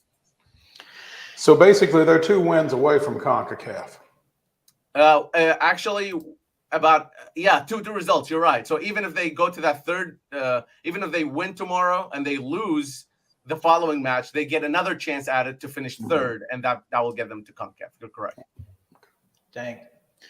Good luck to Nashville SC, and thank you, Valère, for taking time to at least give us some kind of update. If you want to go back and watch what Valère had to say after the game in the parking lot, his parking lot thoughts were certainly worth watching. Parking lot thoughts. Yeah, because he couldn't get out. I mean, there were 37 cop cars just surrounding the entire. It was pandemonium. So what time tomorrow? Tomorrow will be 7:30 p.m. Central, and there are tickets available now that I'm seeing. I just checked. Plenty of tickets available. You can go and get your tickets. I highly recommend going because these matches, even there's no draw, which I know for a lot of folks who aren't familiar with soccer, that might be a thing. So no tie here. You tie, you go straight to penalties. There's not even extra time in between that. And Nashville has gone to penalties the last 2 games, so could happen. So, drama kings, huh? Yeah, they like to keep it to the last breath. But it's something we've talked about this Nashville team in the past. They used to crumble in those situations, especially in penalties. If you look at their playoffs run in 2021 against Philadelphia Union, they missed every single shot they took, which is not what you want to do. So now 2 in a row, they're building some confidence. And of course, Sam Surridge debuting. He's shaping up to be a really big star for this team. Let's go, Sam Surridge. And thank you again, Valera, for taking time with us. We really appreciate it. We look forward to tomorrow's match, and hopefully we'll get some parking lot thoughts after that one, but less because of police and more because you just, need to get it out. So thank you, man. Absolutely. Thanks, guys. Appreciate you having me on again. All right, we'll take a break here and mentioned this to you yesterday, Mo, as ESPN getting into the betting world. Is it a good idea? Is it not? We'll talk about that and more on the other side of a break. So stick around here on Main Street Sports Today, presented by Mid-Tennessee Bone and Joint. We'll be back after this.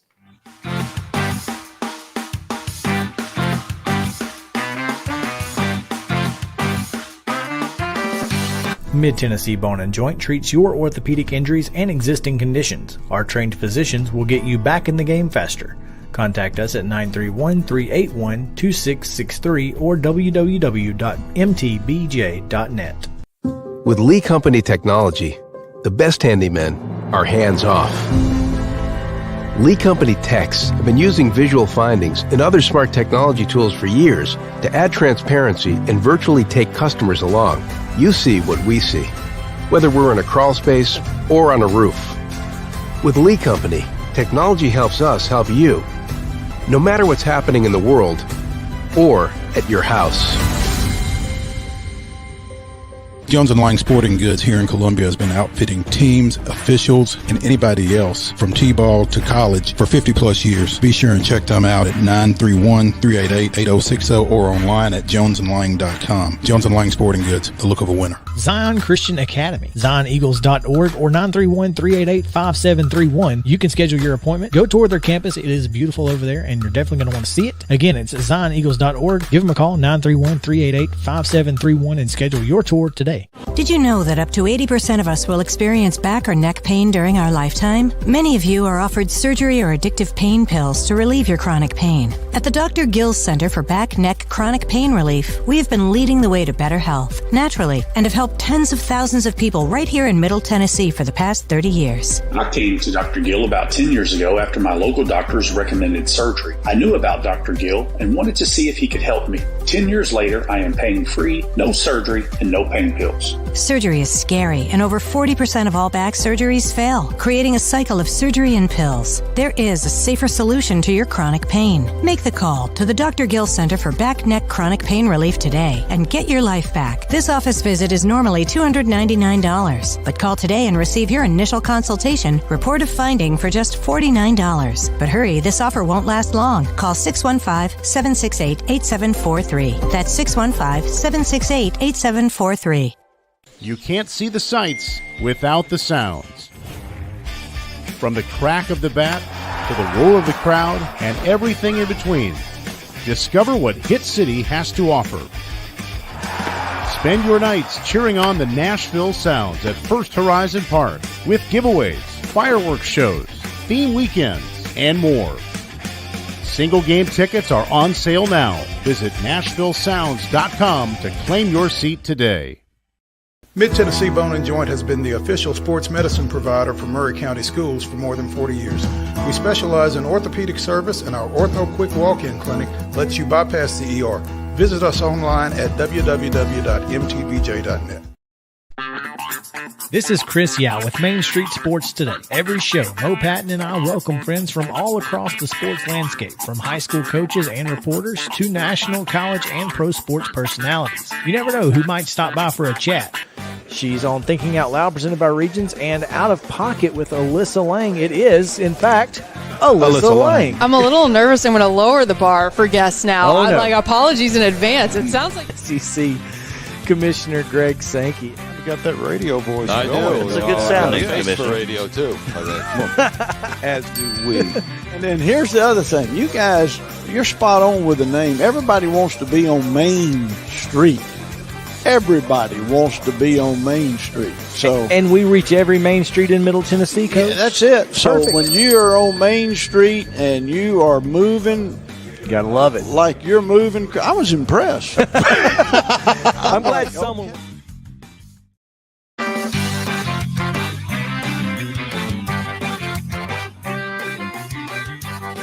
Gotta love when the music continuity sticks there. That was solid. Good job, Justin. Chris, Mopatin here with you on Main Street Sports Day, presented by Mid-Tennessee Bone and Joint. Real quick, want to get into a little bit about this ESPN Penn Entertainment Sportsbook collaboration or whatever, because I don't know if you remember, Penn Entertainment is the company that bought Barstool last year. I don't remember. You don't Oh, have I a don't microphone. I don't remember. So- Primarily because I don't pay a lot of attention to Barstool. So apparently Dave Portnoy bought the company back from Penn Entertainment. So they don't have Barstool Sportsbook anymore. So now they're going to create a new sportsbook and brand it with ESPN's branding. ESPN has to okay that, right? Well, I mean, apparently ESPN is all in. Okay, well, that's what I'm saying. I mean, ESPN is part of this. It's a partnership, and they are in, apparently. My problem with it is the fact that ESPN has the ability to manipulate so much. They're just so involved in so much. But I mean, like Adam Schefter could report something completely inaccurate, potentially. That could cause a line to move, which, I mean, I guess he could have done that anyway, but ESPN didn't stand to benefit from it in this particular situation. I mean, if Adam Schefter says Derrick Henry and Ryan Tannehill are both out this week for Tennessee, and the line moves to Titans plus 15, but they play, and everybody's loaded up on somebody to cover that. Okay, but in that scenario, you would take that off the book, though, right? I mean, not if you have enough notice. I mean, you could. They could, but that doesn't mean they have to. Yeah. I mean, it's the book's decision. So right. they say this, and then everybody goes and bets on say the other Jaguars, and then they play. Well, those people got screwed. And Schefter just goes, well, my bad. I got bad info. Yeah, my bad. My bad. Seriously, I mean, there's just too much that they can influence. I feel like this is going to be a massive disaster. I don't know that it will be, but it certainly the possibility certainly should be considered. Well, and please understand, Fox has one, but Fox doesn't have the power that ESPN has. There's a Fox Bets app. Everyone knows that. I mean, it's win Terry's money and all that crap, but it's not even close to the power that ESPN has. And to me, that just seems like a bad idea. I'll be interested to see what other people think about it. Well, based on the tweets that we've seen, and I'll tell you, there was a story on Barrett Sports Media saying that if ESPN, once this happens, they're going to ban employees from wagering. ESPN is? Yes. So they can't. So ESPN can make money off of this, but employees. But you can't. And they're okay with that. Yeah, they're totally cool. And it just doesn't, I mean, I don't think that. I mean, if you're involved in sports, but you can't bet on sports that you have nothing to do with. Just because your company's name is on a book. Other than you might have interaction with Adam Schefter and get inside information or something. I mean, that's legitimate. That's where we're at. Because you might run across Woj in the bathroom and overhear something. I mean, that's tough. That's tough. I can understand I understand ESPN's thought process here. Well, once they enter into the agreement, yeah, I understand it. Maybe they should have just not been involved with it. But there's too much money to be made for them to not. Right. So, damn the employees. Exactly. Like that's never happened before.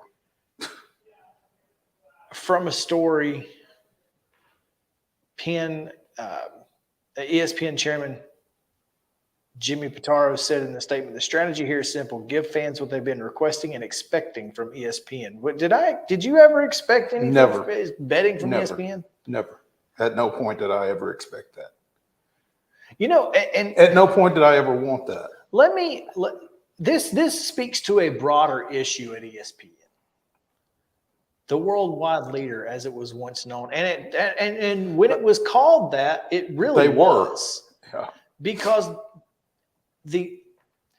nobody else was doing it. What ESPN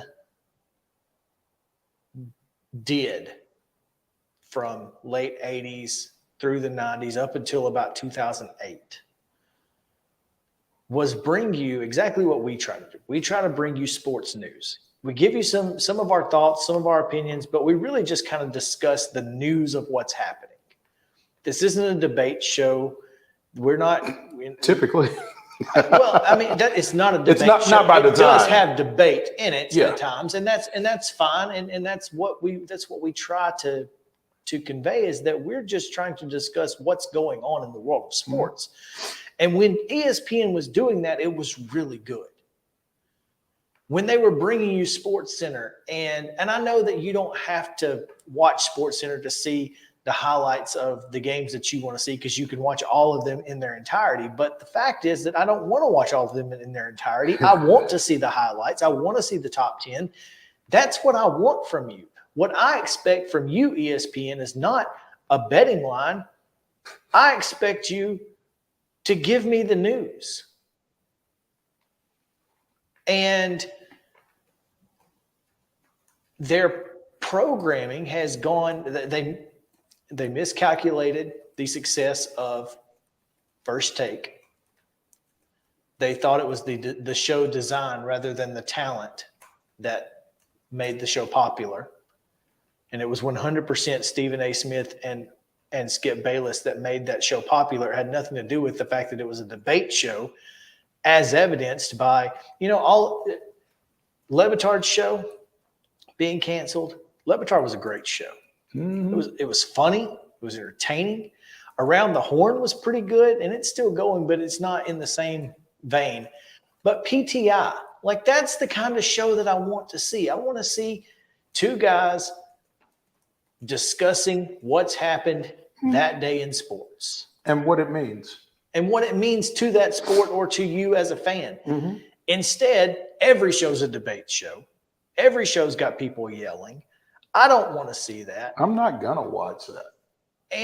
And so it just shows, it goes, again, the broader issue with ESPN here is that they're just tone deaf to what fans want and expect. Clearly, based on this ridiculous statement. ESPN has jumped the shark? I think ESPN has jumped the shark. What ESPN does well is produce live sports. Mm-hmm. And their brand is so big and so obviously it's the Band-Aid of sports broadcasting, right? And to me, even if it's college kids producing it, the fact that I can go on ESPN Plus and watch any Conference USA, AAC, whatever, D2 random college basketball games occasionally. you can see just about anything on there. And that's what they do well. They're a good distribution platform for live sports. And that's what they should do. And that's pretty much the extent of my viewing of ESPN. I don't watch ESPN if it's not live sports. If it's not Period. a sport. I've not watched a single show other than like a produced show since maybe PTI, 5 years ago. I may watch Sports Center if I've seen a play somewhere and I want to see if it's going to be on top 10 plays or something like that. But heck, you don't know when Sports Center is. Sports Center used to be every other hour. Well, I mean, if I can find it, yeah. Yeah, I mean, does Sports Center come on at 10 Eastern? Is that like, is that the normal time? Like, I don't know. Yeah. And I don't care enough to go search it out. But that's what I expect from you, ESPN and Jimmy Pitaro. I expect you to give me one thing and one thing only, and that is well-produced live sports. I know you have to fill the rest of your time. I'm aware of that. I'm not fill the time however you need to on your channel. What I don't expect from you is a betting line. I love your football power index. I think it's a solid tool that can obviously bring good conversation about a contest, but I don't think it's a good way to put a betting line out. So anyway, now the NCAA has made some changes to their rule book in regards to college softball. And under a new rule, which will take effect in the 2023-24 academic year, quote, the pitcher's pivot foot can become airborne with one push from the pitcher's plate. So leaping is now legal in college softball. And that, my friends, is what you call the Jordy Ball rule. The who? Jordy Ball, the pitcher from Oklahoma. Mm-hmm. But umpires are thanking the NCAA, though, right? Oh, absolutely. Because they no longer have to call it. Not that they were calling it. But now they don't have to. But now it's legal. And now they don't have to hear from folks for not calling it. That's the key. They are super pumped. Yeah. So I'm really curious if this is going to trickle down to NFHS, because there's no reason for NFHS to force you to keep a foot on the ground if the NCAA doesn't. And again, to force umpires to have to call it. Yeah, there's no reason. Or to force you to have to hear about not calling. Yeah, no reason for high school umpires to have to endure that. So, because most of your parents that are watching high schools are watching college anyway, and they're seeing those pitchers get away with it, and you're calling it, or whatever else. And now I would like to take this opportunity to clarify leaping. Leaping is when a pitcher pushes off of the plate inside the circle, their pivot foot, that back foot that's on the pitching rubber, comes off the ground. They throw in the middle of that sequence. All right, the ball is released. Crow hopping is when you leap off of the rubber, land, push again while you're throwing. That's still illegal. Crow hopping has and is and always will be, I hope, illegal, because obviously there's no reason for you're at 43 feet. You don't need to be at 39. Like 43 is close enough. And so that's still illegal. Not many people are doing that because of it's illegal from the time you're 5 years old until you're in NPF. But just want to clarify that's still illegal. They've also updated their obstruction rule, which should make it a little bit easier to call. The change is intended to simplify the rule covering when a defensive player impedes the progress of any runner legally running bases on a live ball. Under the revised rule, it is obstruction if the defensive player, while not in possession of the ball, blocks any part of the leading edge of first, second, or third base or home plate, So no more blocking the base unless you have the ball, or blocks the runner from Seems simple. or blocks the runner from advancing or returning to a base with their physical body, obviously. Defensive players will not be called for obstruction if they are in possession of the ball or if they are making a legitimate reaction to the trajectory of the ball after it is thrown. So if the throw takes you into the runner's path. If in the umpire's judgment the runner would have clearly been out, obstruction is ignored. So just because you're obstructed doesn't mean that you're automatically safe.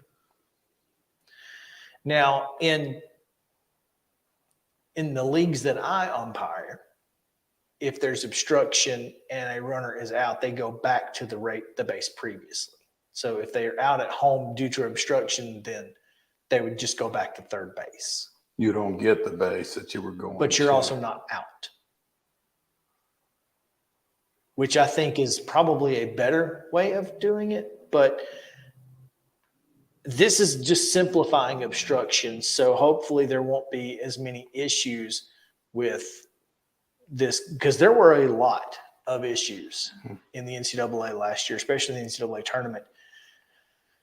Also, video review will be allowed for runners leaving the base too soon on tag-ups, runners leaving the base before a pitch, all home runs available, catch or no catch in any situation,